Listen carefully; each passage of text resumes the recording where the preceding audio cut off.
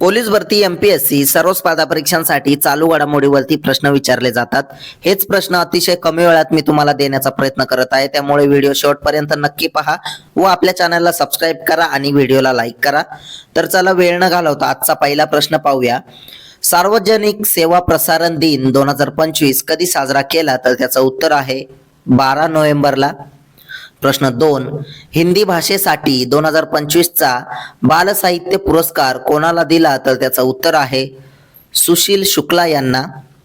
प्रश्न 3, G7 परराष्ट्र मंत्र्यांची बैठक कुठे झाली? तर त्याचं उत्तर आहे कॅनडा देशामध्ये. प्रश्न 4 पाहूया.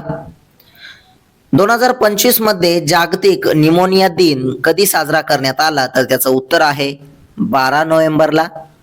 प्रश्न 5, 2027 मध्ये कोणता देश COP32 हवामान शिखर परिषदेचे आयोजन करेल? तर त्याचं उत्तर आहे इथिओपिया हा देश.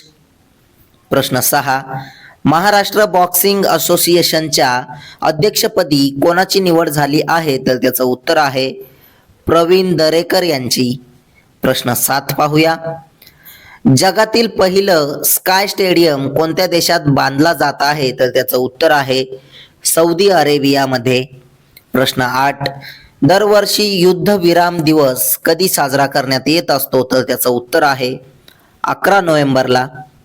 प्रश्न 9, कोणत्या भारतीय दलाने त्यांचे पहिले महिला निर्मित दुर्गा ड्रोन स्क्वॉड्रन चे अनावरण केले? तर त्याचं उत्तर आहे सीमा सुरक्षा दलाने.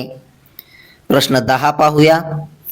मानव आणि प्राण्यांमध्ये शांततापूर्ण सह अस्तित्वाला प्रोत्साहन देण्यासाठी सिम्बिजन प्रकल्प कुठे सुरू करण्यात आला आहे? तर त्याचं उत्तर आहे गुवाहाटी इथे. पोलीस भरती एमपीएससी सर्व स्पर्धा परीक्षांसाठी चालू घडामोडीवरील प्रश्न अतिशय महत्त्वाचे आहेत. त्यामुळे व्हिडिओ शेवटपर्यंत पहा व प्रश्न नोट डाऊन सुद्धा करत चला.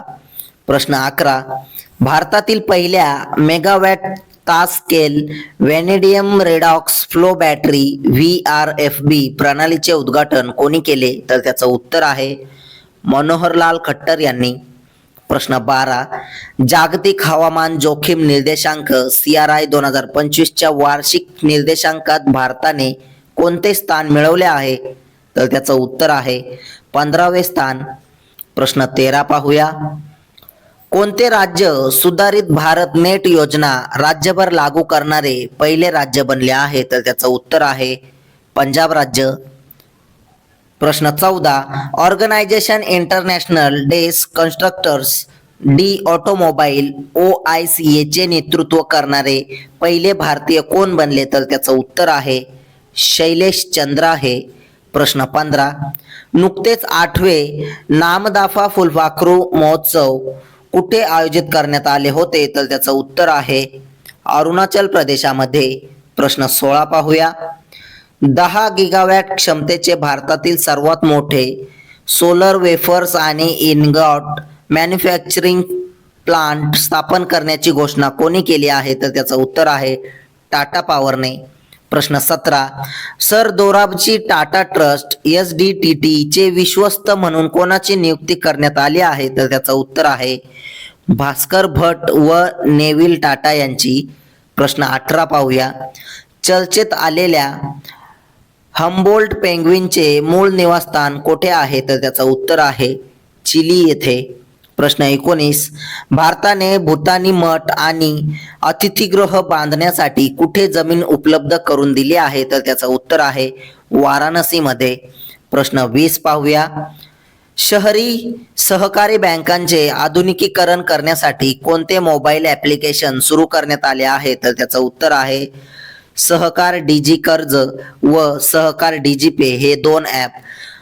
असेच व्हिडिओ रोज पाहण्यासाठी आपल्या चॅनलला सबस्क्राईब करा व व्हिडिओला लाईक करा. आणि जर तुम्हाला या व्हिडिओची PDF हवी असेल तर आपल्या टेलिग्राम चॅनलला जॉईन करा. धन्यवाद.